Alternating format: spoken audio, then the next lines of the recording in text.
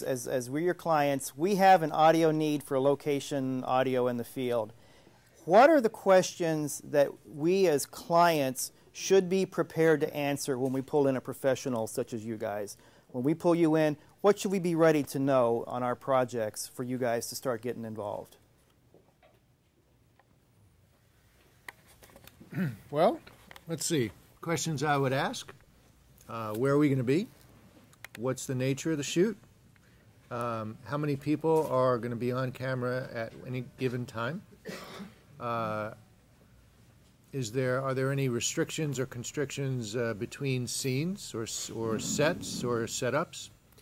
How are you going to be editing this? And let's see, are there any costumes involved? Are we working inside or outside? How much can you tell me about the nature of the project? Are you shooting the entire project from end to end? Are we shooting it all in one day? Will there be multiple days, other locations? There are reasons that you might not expect for each of these questions. Things that I know from experience, things that I'll be looking for, troubles, potential problems, environmental noises, whether I need to match the sound of my audio to somebody else's audio on another given day, time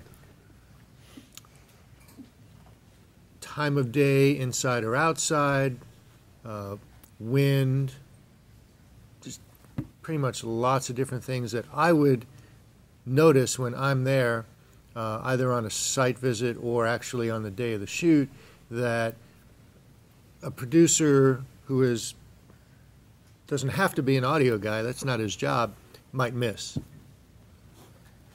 All of those things are really valid. I want to know, is it a 4, is it an 8, is it a 10-hour day? What's the call time? I want everybody's cell phone number. I want it on the call sheet. I want to be on that sheet so that I can be in contact, because even before you get there, stuff can happen, life can happen, and you're like, where are we?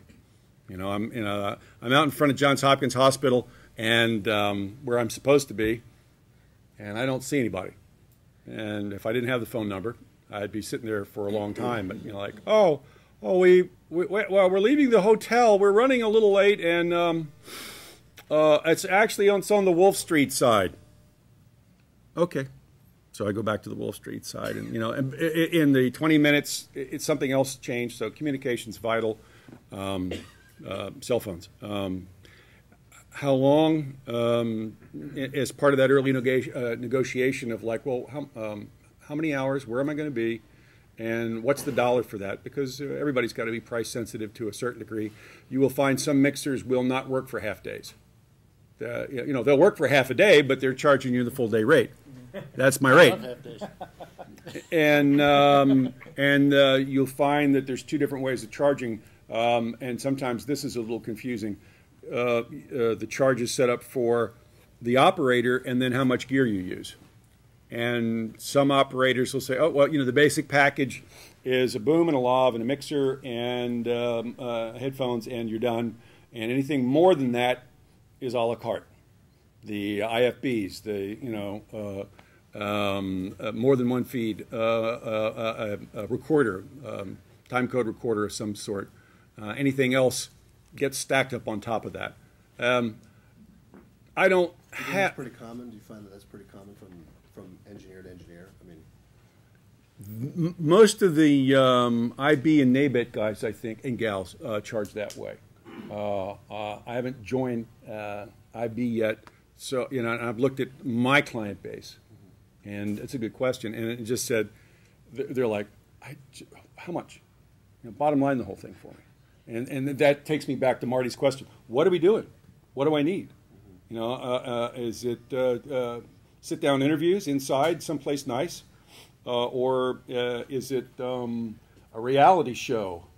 You know, where you got 37 wireless, because I'm not the guy. And I'll be the first, you know, I'm there. The first rule of TIE is protect your own reputation. And, you know, I'm like, so what's the gig? Lay it out for me.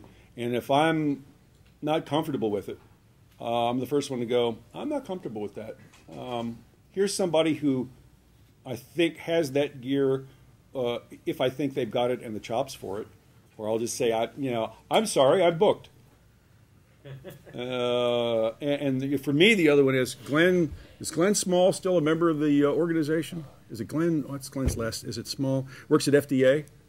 Glenn has called me on any number of Glenn. Yeah, no, Simonelli. Yeah. God, I love Glenn. But he'll call me and he'll say like, okay, it's over here and it's call time is 6 a.m. And I said, Glenn, I'm in Towson. There is no way to get to FDA at 6 in the morning, to be there at 6 in the morning. It doesn't exist. There's a discontinuity in geography that happens somewhere, or I don't know where it is, maybe Olney, and you can't get there from here. Any other situation, I said, and oh yeah, and we're going to use my new mixer, the new digital Sony mixer. And I'm like, so you're going to have me there at 6 in the morning, which means I got to get up at 3 and try to be normal to show up at a place to use a mixer I've never used before and be successful. No, I don't want to do that gig, but thank you. What else for those kinds of things? Marty covered like 89.5% of them. I hopefully covered a few more.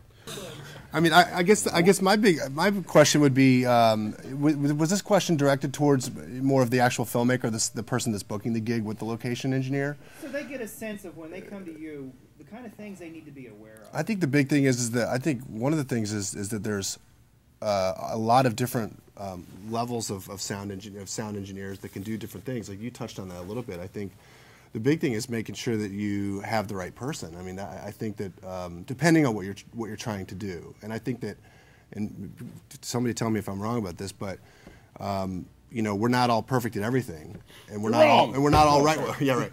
We're not all right for everything. So yeah. I think that and a lot of times you don't have the budget or the time to go through a bunch of different, look at your pool of sound engineers or call somebody and say, give me your 5 different guys and go through and interview them and all that kind of stuff. You can't do that. I mean, the business doesn't work that way.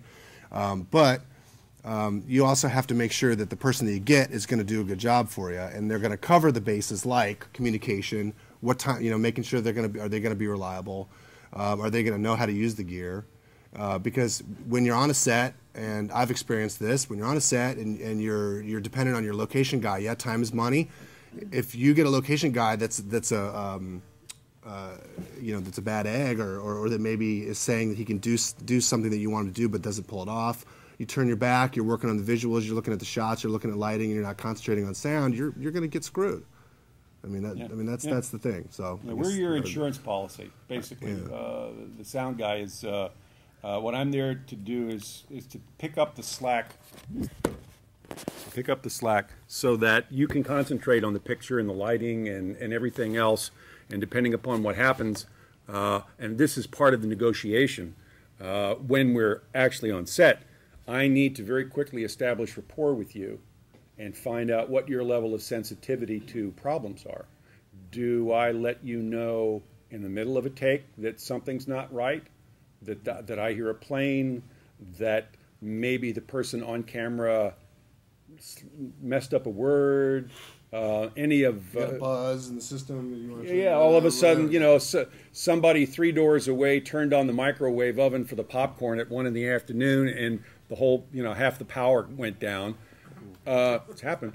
Very fun webcast. And you had to tell them that the power went down. Well, or it's part of being sensitive, though. Yeah, it's and I'm I'd like to think that most sound people are wider in how they approach stuff.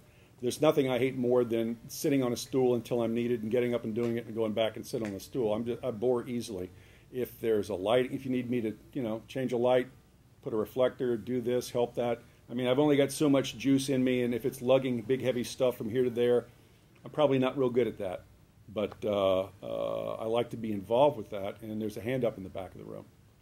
Yes? So most of you know me as the sales guy here, but I did about 20 years of directing and producing before that. So yeah. I'm pretty dangerous in the field.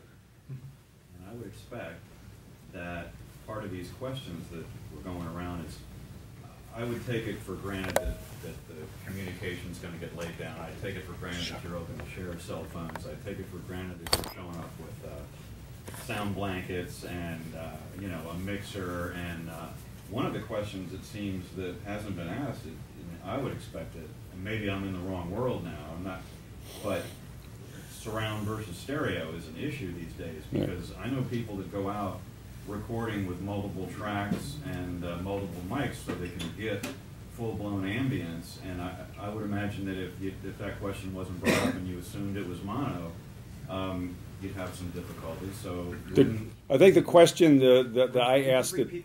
There's a lot of surround sound. How do you know? How do you qualify what gear you need to bring? Is that a good way to? Well, if you're not prepared for the surround sound. The question was, what kind of questions do you ask? Yeah. And I would imagine that nowadays you might also say, is it going to be stereo, surround, or mono? Because, you know, what he does over here all the time is try to create surround ambience out of stuff that's been brought in that's stereo or mono. Right. You do delay and all that business. But if you actually mention it to your sound guy in the field, and he's able to, or she is able to set up some other mics, you can get, you know, spectacular. More stuff. That's presuming you're recording onto some sort of a multi-track something or other, right, in addition to the camera. Yeah. Or you've got like a deck of tree or something like that where you can have maybe, or just a couple of good stereo mic. I haven't gotten that many. I know it's there, but I think we're at that crossover point where. I don't think there's a lot of. I mean, there's aside from setting up 5 mics or 6 mics and actually capturing your sound, I mean, there are a couple of surround. I think the microphone world is quite ready for actually capturing. Yeah, but capturing and recording 5, 6 microphones out in the field requires a certain type of recorder. You can't do that on the camera, for instance. That's definitely one of those extra additional optional pieces of equipment that needs to be specifically mentioned, you know, in the initial call when I say, well, tell me about the project. Right. And, you know, what are we going to be doing and how are you going to be posting it? Mm-hmm.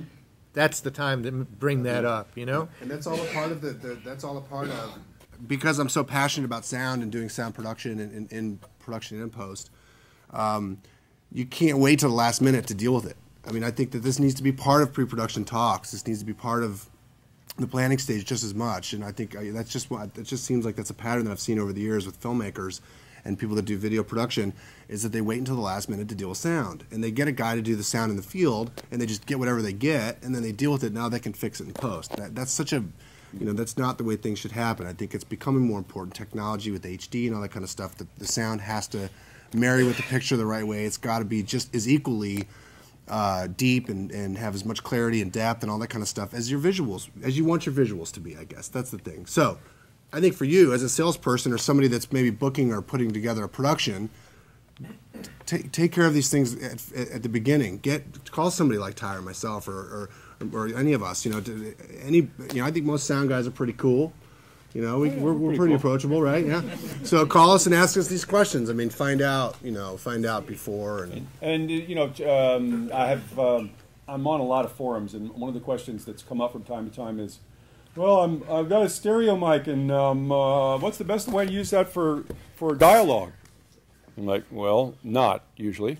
And they're like, but I want stereo. I said, well, okay, fine. So you got a mic on a boom, and it's stereo, and it's going to both left and right channel.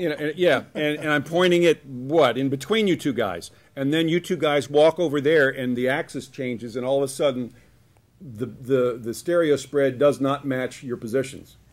99.73.6% of dialogue is done mono.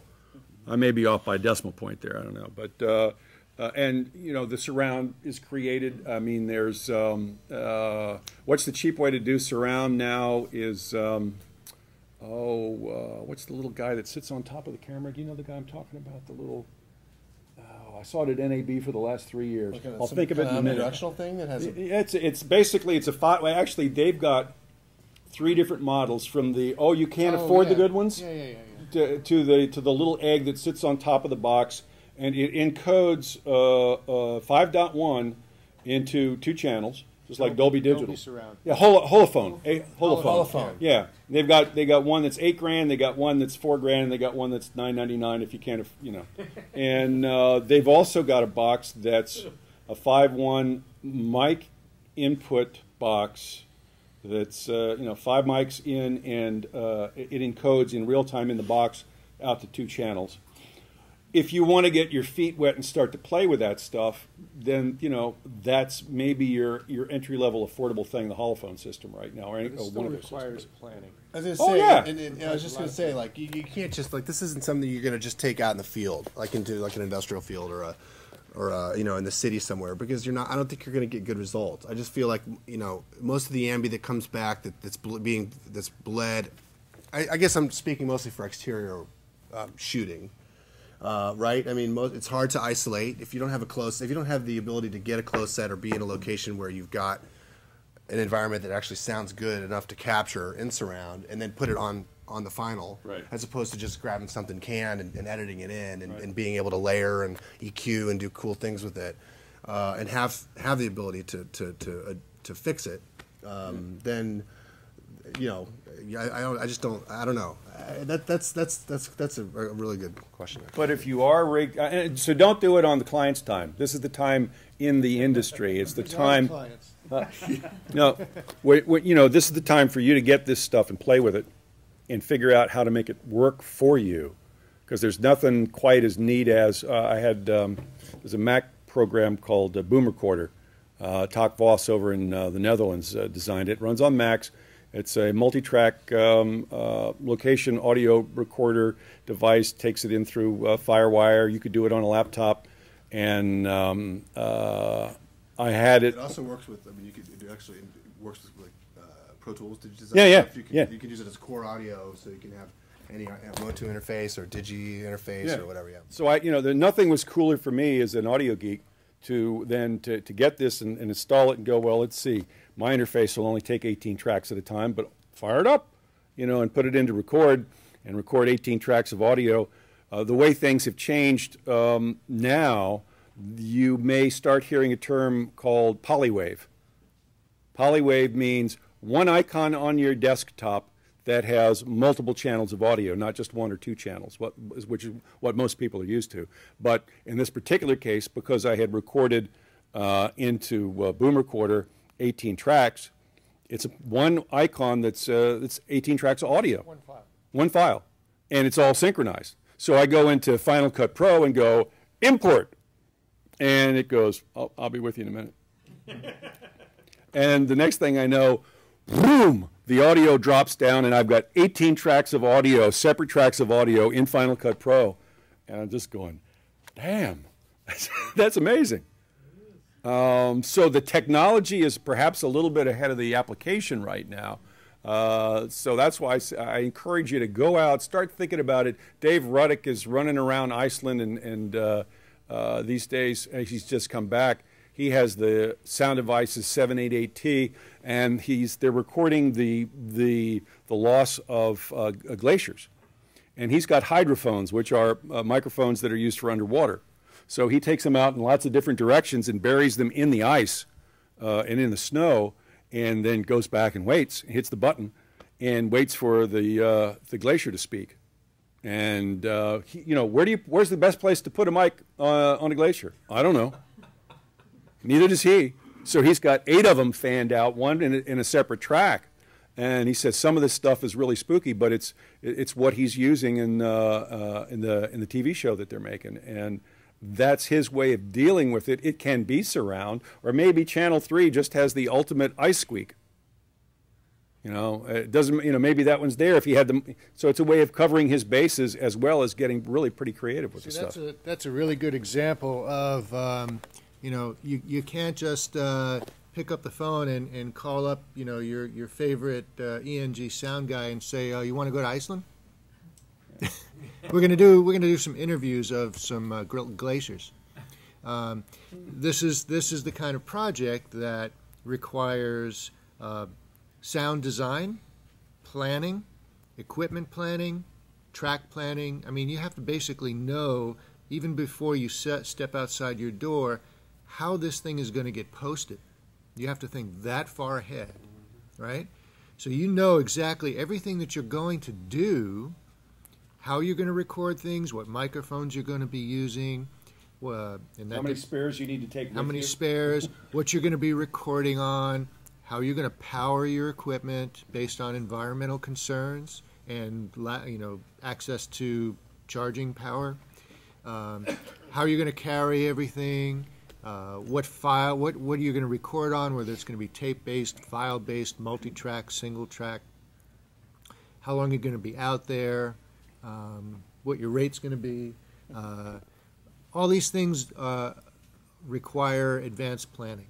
And when people ask me, what I can do to improve my chances for success in the field, I ask them, well, how much time do you spend talking to your camera person before you go? And how much time do you spend talking to your lighting person? And how much time do you spend talking to your sound man? And, 8 times out of 10, they'll say, oh, do you take your sound man on the site visit with you? No. Why? Yeah. Like the guy who calls me from he's making his independent film, and he says, we've got this great house, and I say, yeah, okay, where is it? Well, it's what's the little town out Route 7? Not that far. I'm blanking on it now, but basically the joke won't work right. But it's out by Dulles Airport, and I'm like, so you're shooting in this little burg right under the flight pattern of Dulles. Manassas. Yeah. And I'm like, oh, so is it a film about airplanes? Is it a film about a house next to an airport? Airplane, yeah, exactly, because this could work, And he says, well, no, and I'm like, So what about the airplane sounds, the landings and the takings off? Oh, you think we'll hear that? I'm like, yeah, we'll hear that. He said, well, how about, I said, you really need to go check that out, but I think you're going to, well, how would you like to drive down here and, we'll drive out there and you can tell me if you can hear it? I said, I can hear it from here. I can hear it over the phone. Yeah. I said, tell you what, you go out there and call me on your cell phone and tell me if you can hear it. If you can hear it, the mic will hear it. And, I don't wish to be mean, but this thing happens all the time. Yes, we're shooting in the Muckety Muck's office. When I go into the Muckety Muck's office, the HVAC is howling like a banshee. It's in a big building. There is no individual cutoff. Either that or, well, we're going to do it in the meeting room. Like when you go in and here's normally what happens. The shooter DP will come in and go, perfect. We'll set the chair there. We got the 12-foot fall off in the back and the thing that's happening. And I'm like, yeah, but the HVAC is right above in the ceiling at that point going. I said, is there any got any clues? Can we turn it off? If that's the only shot you can make happen in this room, I'll tell you what. I said, I stopped being a sound Nazi years ago. I go, set it up, and for sit-down interviews, I lock a boom down so that it's there, it's wonderful. I can go back and sit in the chair and make sure that I can do nice little things like if their voice drops off at the end of a sentence, I can give it a little goose so that in editing, you don't have to fix that. It's there. Well, I can't do that if there's a big sound problem. Because if I turn it up, I'm turning up the noise. And I said, tell you what, we'll set it up any way you like. And here are the cans. Here's what I'm getting. Charlie's the guy. He'll go over and sit in the chair and talk, and this is what you're going to hear. Is this going to work for you? Because if it's going to work for you, I'm fine with it. I don't care.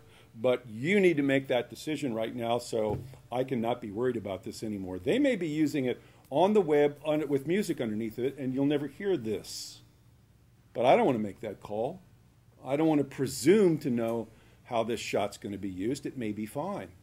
It's my job to go, well, if you put your finger in the fan, you're going to lose part of it. Maybe the blades are not made out of metal. You know, you tell me what the deal is, and you make the call, and then I'm fine with it. So that's kind of an on-site thing, and I feel like I should turn it over to somebody else to pick it up. How about questions? Yeah. On-site decision making. Yeah. Normally speaking, when we're set up and the audio person goes, there's a rumble. There's something. Yeah. The question is, do we roll this off here? Right. And essentially muck about with it on location, mucked with forever. Right. Or do you record it flat and take it into post-production where on you your can more, experiment and have more control? My answer. Play with it once on location. Yeah. That's my answer is, I will probably muck with it some, but not as much as I might otherwise. I'm not going to give it. I'm not going to take it right where I want it. And for those of you guys and gals who are just beginning doing sound, for example, having a pair of headphones like the Sony MDR 7506, and you might want to write that down if you don't have good headphones right now, Sony MDR 7506 or Audio Technica ATH, as in Audio Technica headphone, M50. The Sonys specifically have a bump in the low end, a sensitivity in the low end, and they're almost like, you know, Radar O'Reilly from MASH. You'll hear the low end coming more sensitively than what's actually happening frequently, so you can kind of go, okay, knowing that they're overrepresenting the low end, I'm going to take the high-pass filter on my mixer and pull it back some. Not to where I would absolutely really think I wanted it, but some, maybe a third of the way, so that, because it's really horrible. I'll take it back to somewhat horrible and let him fix it in post. The producer, you're doing that? Oh yeah, I'll go. I'll go here. Here's without. I think this would be good, and 9 times out of 10 they'll go like, yeah. I said, no, you're going to do something in post. Oh yeah, we got. And sometimes they do, and sometimes it's horrible, and they don't. You just look at it, like, what were they thinking in post? I don't know what happened. Well, Kevin, you're the post guy. You want to address I agree. I think I think the danger of leaving it flat. If you've got some kind of rumble, if it's like a if you're in a building and you're hearing and you're hearing an HVAC rumble, is that what you're talking about mostly? You're talking about some sort of floor rumble coming from the floor. Just the dumpster that's behind the building that they insist that you shoot, or the trucks that are unloading. Yeah. You never know. The elevator. Yeah, buildings just rumble. Yeah, sure. Yeah, they do. Yeah, buildings rumble, and you never know what kind of frequency you're going to get, and it could spike. And I guess the danger would be that I agree with Ty that I think rolling it off or engaging some kind of high pass filter if it's just an 80 hertz and down kind of deal is okay, because you can still boost what lows are there if you need to get the sort of the boominess back in the dialogue, depending on if it's a low male voice or something like that, and you want to try to get that back in. If you do 80 hertz down, you still got that there. But and the danger of leaving it the danger of leaving it flat is that I've heard where the rumble can actually get away from you, and it can also be like a feedback thing, and it can start bleeding into the other frequencies as you're recording, and you won't even know it. There's spook waves. Any clue, and then you've got this big, bass wave thing happening in your dialogue track, and that you can't get rid of because it is bleeding across some of the other frequencies up into the low mids and stuff, which you can't get rid of. So, Does that happen more often in that low range? Yeah, I think it sneaks up on you because it's not quite as obvious. I was at NASA a couple months ago on a shoot, and we were running from office to office, so I'm strapped into all this stuff with the headphones on. We're standing by the elevator, and I'm looking down at the mixer, and I've got some of the lav mics sitting in my pouch in the front, and my meter's going.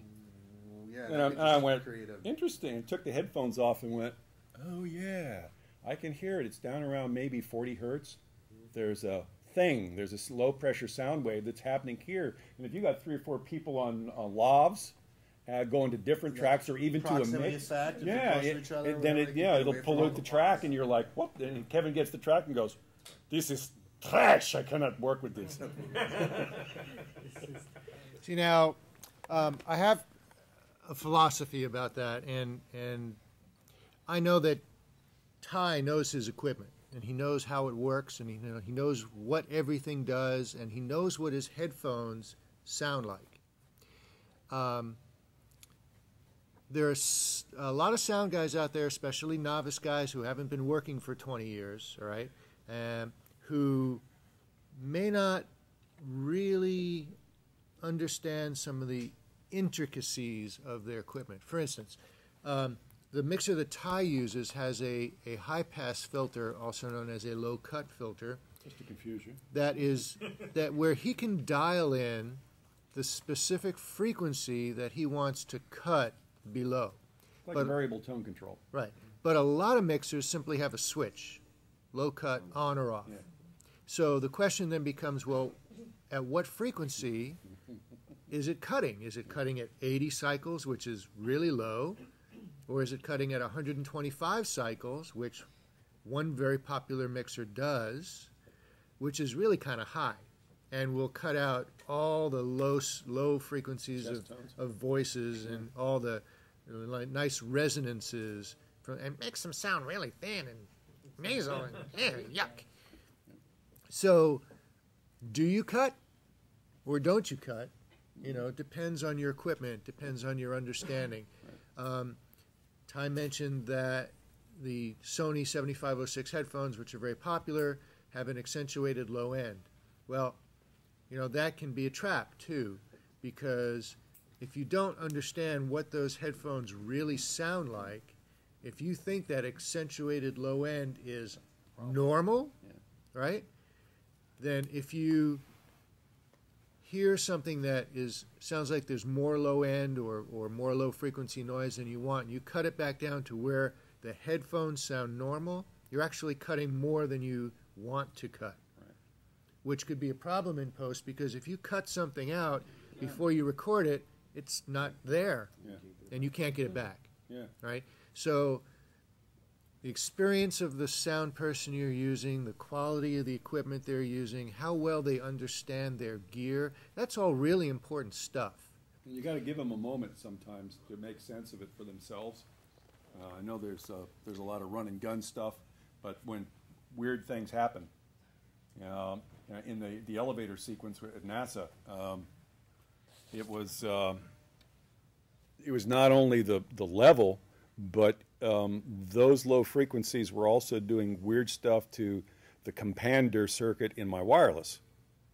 What's the compander circuit? Wireless is a whole other issue. Yeah, it's like you've got a little transmitter and you got a little receiver, right? Well, the way they make most of these, there's something called a compander, which kind of compresses the audio so that it gets through the transmission a little hotter, and then on the receiver end there's an expander that opens it back up again. So there's an active network in there that is sensing the audio and compressing it, getting it over the RF link to the receiver, and then expanding it again. And what I first heard was this kind of like low-level thing, and I'm like, that's what caused me to grab my attention. I looked down on the mixer and I'm like, not hearing anything, yet seeing something. Must be really low. And I took the headphones off and went, oh yeah. I could not really hear it, but more feel it.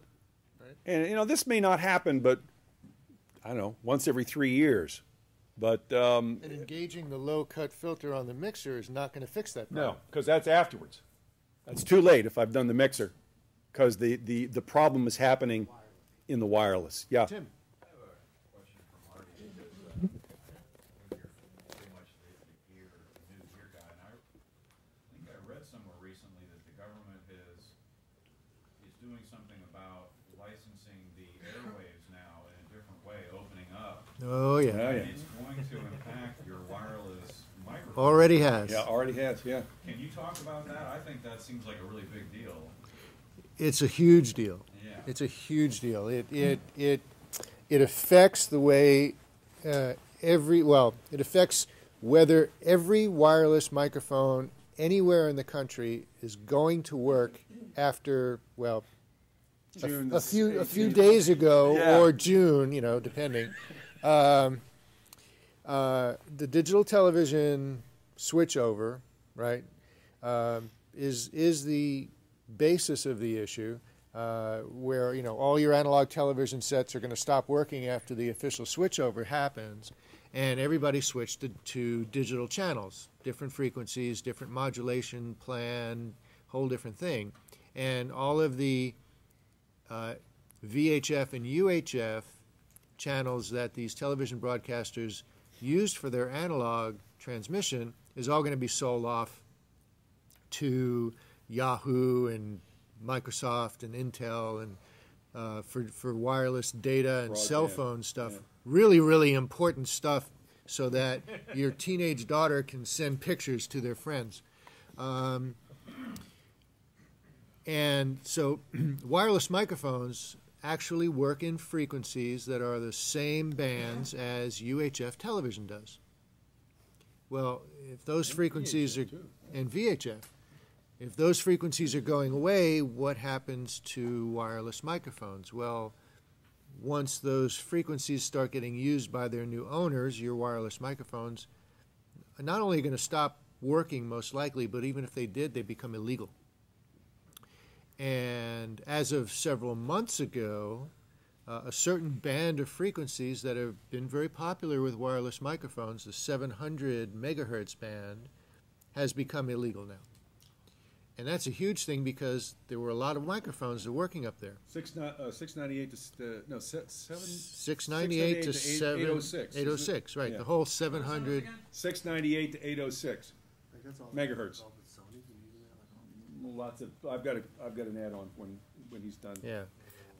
So that's a huge deal. A lot of those microphones have become illegal when those frequencies start, and those bands have been turned over to public safety, emergency services, fire, police, rescue, that kind of thing. So it's a real big no-no to be using anything in those bands. To try and alleviate the pain of owners of those products, the wireless microphone manufacturers, several of them, 3 that I can think of offhand, have started swap programs or rebate programs so that you can turn in your old equipment, get some value out of it, and then buy new equipment in better frequency bands.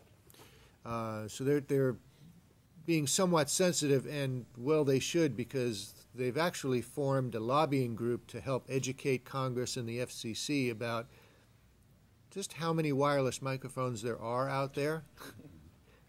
Anybody go to church? Anybody go to a ball game? Yeah. Right? Anybody go see Super a Bowl? play? Anybody go see a live band? Anywhere playing on stage? A theater show? Most likely all using wireless microphones. How many people in this room use wireless mics? Hey, Oh, keep what do you the know? hands up. All right. How many people, with your hands up, have ever exceeded the speed limit on the highway? Then bring your hands down if you have exceeded the speed limit on the highway. If you have exceeded the speed limit.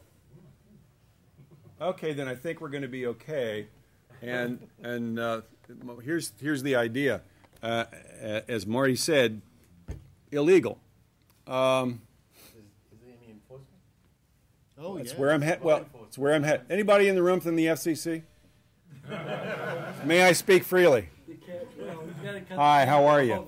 Well, this goes out to the commissioner with whom I tried to have a conversation for an article that I was writing, and my question to him on the phone was, there's a rule on the books, it's called the 50-mile rule, that basically says you cannot fire up a wireless mic within 50 miles of a transmitter on that frequency. 50 miles. And I said, I need to know this. I forgot. It's been a long time, but I think this. He hung up on me.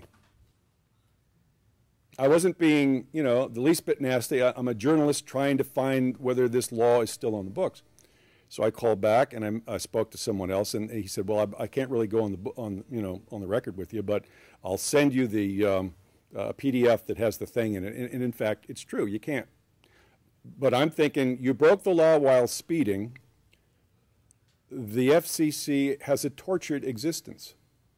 They don't have the person power to really to enforce this.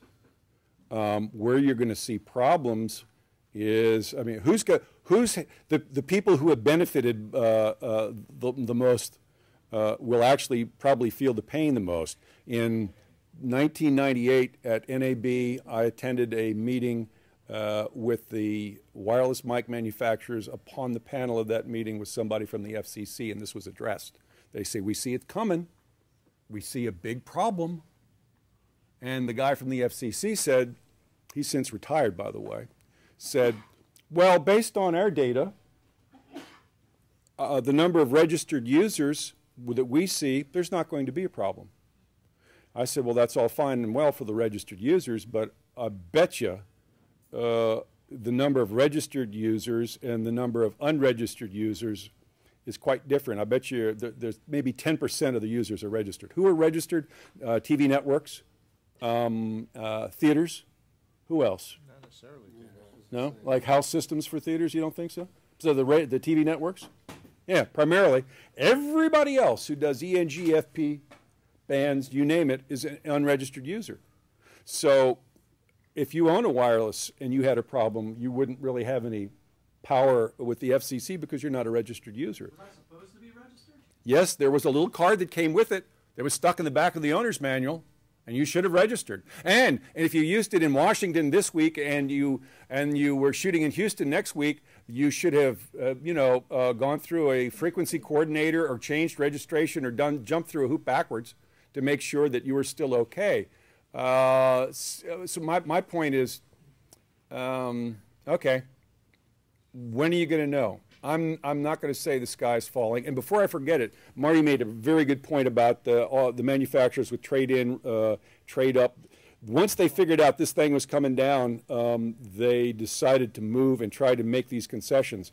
On the front page of my website, tyford.com, at the bottom, there's a link for a PDF article of all of the manufacturers and what the deal is on their wireless rebate. Some of them are competitive upgrade things. If you have a Sony, you can turn it in on something else, etc. The only one that doesn't have one, I think, is Audio-Technica, because for some reason, 10 years ago or more, when it was announced that this thing was happening, they said, okay, we're not making it anymore. Everybody else continued to kind of make them, not knowing exactly when the axe was going to drop. So if you want the details for your particular mic wireless system, then go to the website and just download the PDF document. So I'm thinking we use it until it doesn't work. If you're Or until somebody knocks on your front door with a black suit and and MIB shows up, and I don't think it's going to happen. no, whatever. Well, on the enforcement side, if you cover as a journalist, as a camera crew, certain large events, presidential, inaugurations, election day, Olympics, any ball game, any pro league ball game, there is a frequency coordinator. As a person. And that person is a member of the SBE, Society of Broadcast Engineers. They are the professional organization that their members consist of chief engineers of radio and television stations, that kind of thing. And they have a volunteer program from their membership where in each region of the country, there's one person assigned as a frequency coordinator. And anybody can call up this guy and discuss a project where they plan on using wireless microphones. And he will know every television station, every ham radio, every two-way radio that's transmitting or has license to transmit in that area, and tell you what frequencies you should not use, because either they're licensed to somebody else or your stuff just won't work there. And he will help you find frequencies that you can use. How do you find the local guy? Who's the local guy? Well, if you go to the SBE.org website, you go through it. You got to search through it. It's not real easy to find, but look for frequency coordinators, and there'll be a list of regional coordinators. I'm have a question going back to headphones, if you don't mind. On location, I know the norm is over ear, closed. Like Closed back, right, which yeah. means you don't have little holes in the back of them. They're sealed. There's closed back and open back. For those of you who don't know it, many headphones have an open back that helps in them doing what they do, but it also lets outside sound in, so you can't really tell what you're doing. Go ahead. So I know that those are the norm. Have you ever used in-ear monitors because you'd be able to hear? Oh yeah. Yeah.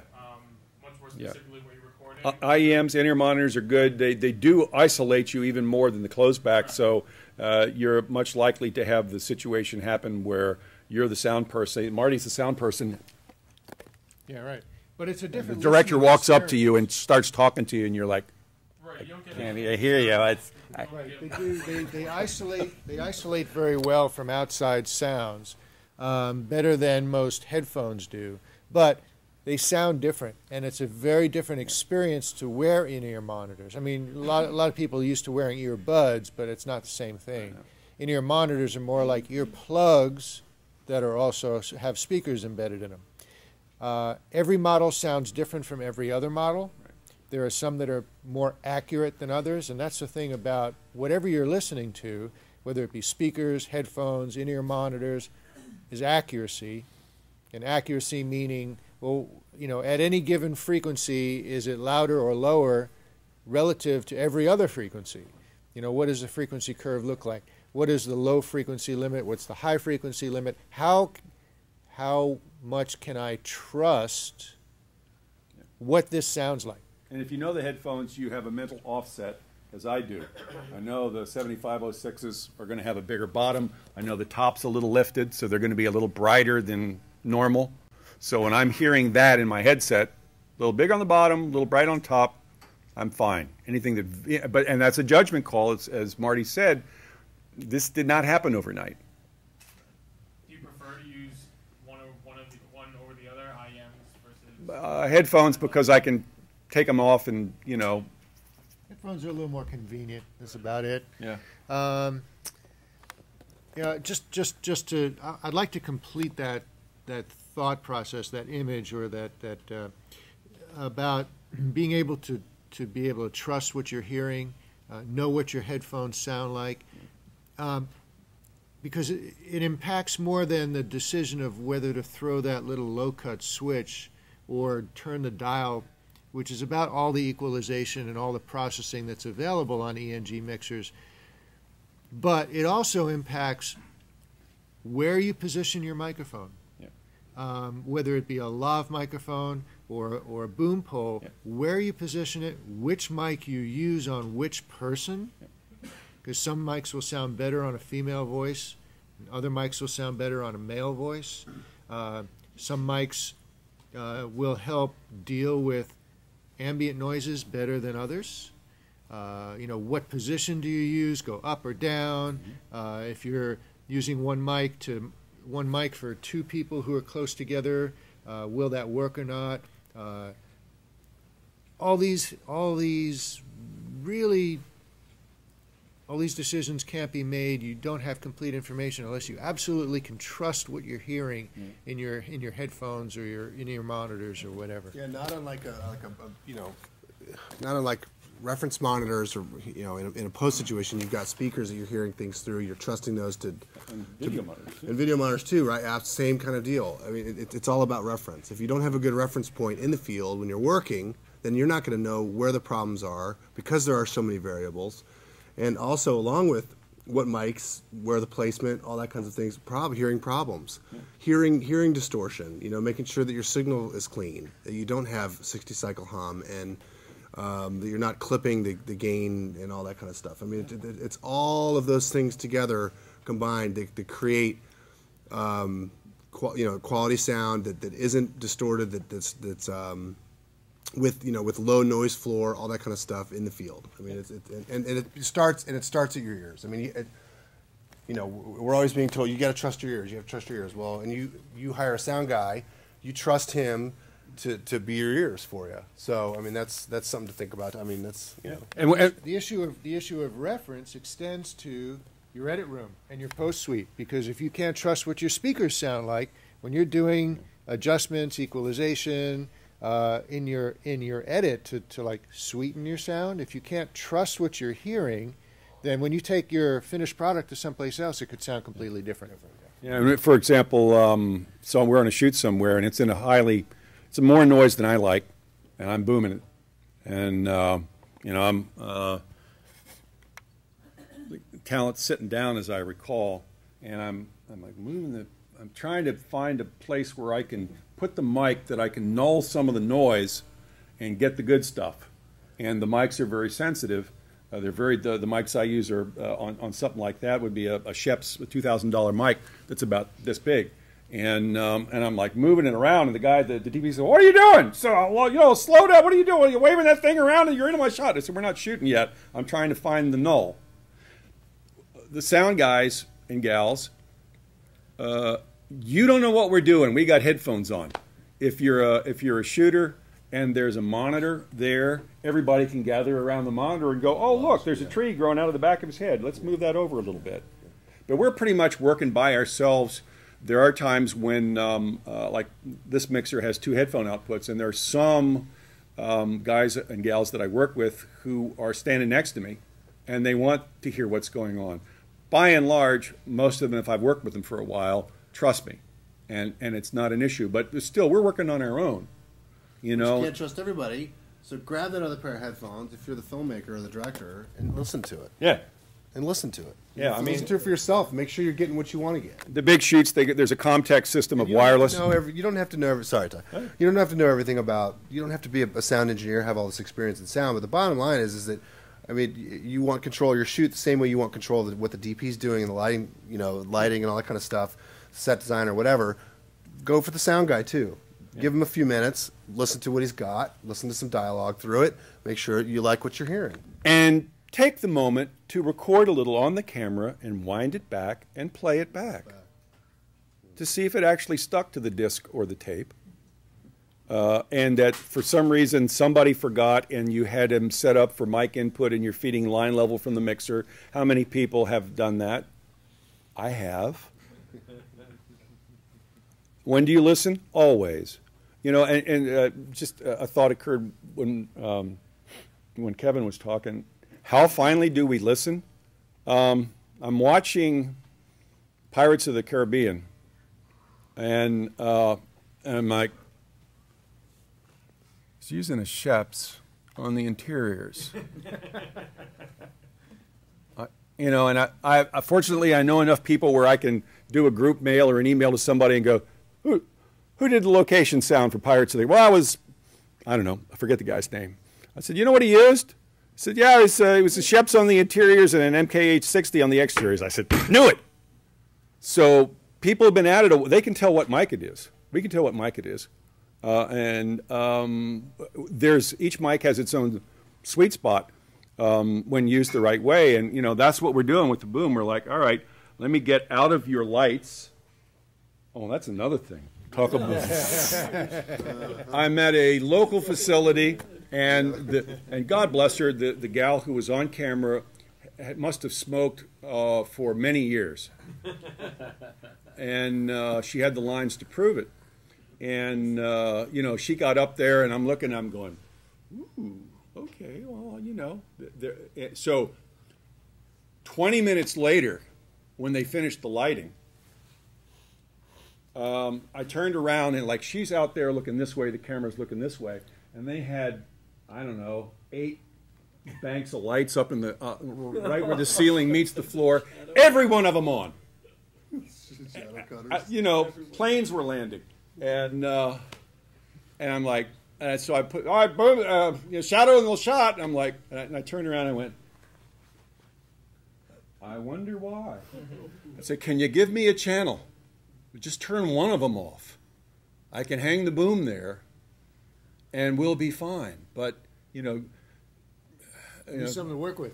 Yeah, give me something to work with here. And that can be a lighting thing like that. I mean, the best invention ever was I think was the lockdown boom for interviews, because you dip your mic into the shot. Well, there ain't no dipping the mic into the shot when it's locked down. And that's the nice thing. I'm like. And I never get complaints anymore for that. It's like, I didn't move it. the shooter probably pulled back a little bit to change the shot and caught the tip of the mic. Sorry. Rock and roll. I like that. Questions? Yeah. You guys gave a couple quick examples of the common problems in the field. I'd like to hear what is fixable and what's not fixable. Yeah, you gotta go there. It's all fixable, right? Show us your magic. Yeah, no, none of it's fixable. You know, from producer's viewpoint, you know, you're bringing something up, and they'll say, okay, well, is it fixable or not? Yeah, I mean, and I don't know. Maybe do you guys feel like you have a pretty good grasp? But I mean, I can't. And I can't There's say. some things Yeah. you just can't eliminate out in the Right. field that have to be done at post. If Yeah. I could, I'd like to turn that question around. I'd like to ask you guys, does anybody have any situation where they'd like to ask us about what happened and what they could have done, or, Bare your soul. yes? Not to get off track, but no one's actually mentioned the camera. Yeah. And with everyone, the newest and best and latest and greatest cameras, and I'm with people who go out and they rent the camera they've never worked with, how much is the responsibility for the audio person to know the audio and the camera? Because we get to a shoot, and the camera guy knows everything about the camera, but oh, I forgot to go over the audio. Yeah. How much is it our responsibility, the audio Great question. guy's responsibility, to know the camera audio? Because all returns are different. All Right. these little Yep. cameras and comments on it. It's a very good question, and it's actually a two-part question. From my perspective, it's my job to get audio into the camera and to monitor the audio once it's in the camera. So I wouldn't be doing my job if I wasn't listening to the camera return, at least spot checking it. And I wouldn't be doing my job if I didn't set up the audio going into the camera. So all the audio switches and dials and adjustments and levels and things, it's my job to get that set up and to adjust levels and match tones and all that. Do you know all the input menus? No, I don't. Okay, just checking. I don't. 'cause I I'm don't. about ready to leave. But I do depend on the camera person to step through the menus. Yeah. Because that's I can't take responsibility for changing a setting in the software of the camera. Right. Because too many other things can get changed that will just screw anything else up. Did it last so summer. I will ask the camera person to step through the menus, and I'll watch the menus, and I'll say, well, change this, change that, set it to this, set it to that. So I'm in effect directing the adjustments, the internal adjustments on the camera. All the external adjustments, I'll do. Right. I'll do. Yeah. The second part of that question is, and this is a philosophical thing that between us sound guys and between us and camera guys get batted around a lot, and that's once we're set up and we're using this camera cable, okay, and he goes off, and at some point the camera guy goes off to do B-roll, and he flips that switch to use his onboard microphone. Right. Okay? And then he comes back, and he doesn't say anything about where he's been or what he does, and we go and hook back up to the camera, and I'm not recording anything. The camera mic is still recording. Well, whose responsibility was that? Everybody. Whose responsibility was that? Was it his responsibility to say, hey, I'm going to shoot some B-roll and I'm switching that microphone to camera mic, and so I'll know when he comes back that I've got to switch it back. And when they say, I've had it happen. Oh man, must be something wrong with your cable. And I'm like, I've done it enough so that now I kind of walk over to the camera and go, Al, and go like, you went out with another woman, didn't you? You went out with another microphone. And I try to make a joke about it and just slide it through, and I've actually had some shooters get kind of nasty about why it's something wrong with your gear. I'm like, did you use the camera mic? Well, yeah. Did you switch it back? I don't know. Click. It tells itself pretty quickly that. Oh, I've had camera guys turn around and tell me, well, I don't have anything to do with sound. Yeah, that which is wrong. So I see a couple of questions, a couple of comments. There's a gal about in the that. back, dead center in the Hang back. on, hang on, Matt. Matt, somebody else in the back. Okay, it's about what you were talking Yeah. about. Okay. Guy. Hi, thanks for responding to creative comments. Always I wanted to buy a mixer. Ended up getting the 302 design devices. Yeah. I'm primarily a shooter, but I'm an independent also. So what do you say? I know we're just talking to some guys, but what do you say about guys like myself that go out and shoot and do the whole gamut of shooting and mixing your own sound? What do you say to us as far as, you know, the do's and don'ts out in the field? You know, because I know it's hard at times. Like, for instance, I have a friend that just will not use a mixer, and I get a weekly call from him saying, I have this problem with audio. I'm like, dude, get a mixer.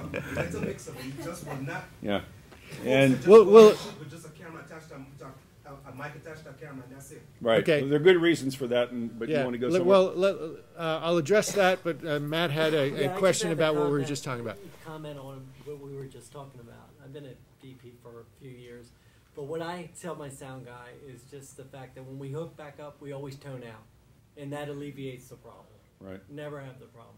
If you hook back up, check tone. That's great if you want to take the time to do that. For those of you, And I give them the time. good. For those guys and gals, have you worked with the sound guy with a what we call a hose? Has anybody not had that experience yet? Okay, so everybody has. Well, you know, the sound guy, you know, these two go to the camera for inputs. This is our lifeline. This is the headphone return. This plugs into the headphone jack of the camera, and there, on this mixer, there's a little switch down here. And unbeknownst to you, I can either listen to what's coming into the camera or into the mixer, or what's coming back from the camera. Most of the time, I'm listening to what's coming back from the camera, just to make sure it actually got there. And when you do this break off, this is called a breakaway cable. So this part actually remains plugged into the back of the camera here, and this gets wound around the battery or something like that, and they go off. And in the heat of the action, sometimes, okay, we're ready, and I'll go like, oh, I'm not getting. Oh yeah, we didn't really do this, did we? So now it'll work. We had this air gap problem before, and so you know, my advice is always listen, and especially if you're a one-person team, and you're out there all on your own. I know it's very difficult to have headphones on and do everything else you got to do, but everybody I've talked to who's had a problem, and I say, so were you listening? No, I wasn't listening. Did you have the lens cap on? Yeah. Did you look through the viewfinder? Of course I did. You weren't listening. Anything can happen, and it can happen in a half a second, and you don't know it. The guy can stick his shirt in his pants, and the lob that you've put in perfectly right in place now gets jammed right down to his sternum somewhere, and the only thing you're getting is the whole shot's gone. Sorry. Okay, we're basically out of time. Can you direct your question to Ty, you know, offline? So, because it's about 10 of 9 right now. So we're supposed to be finishing up. So I want to thank the panelists. They did a great job. Moderating tonight was easy.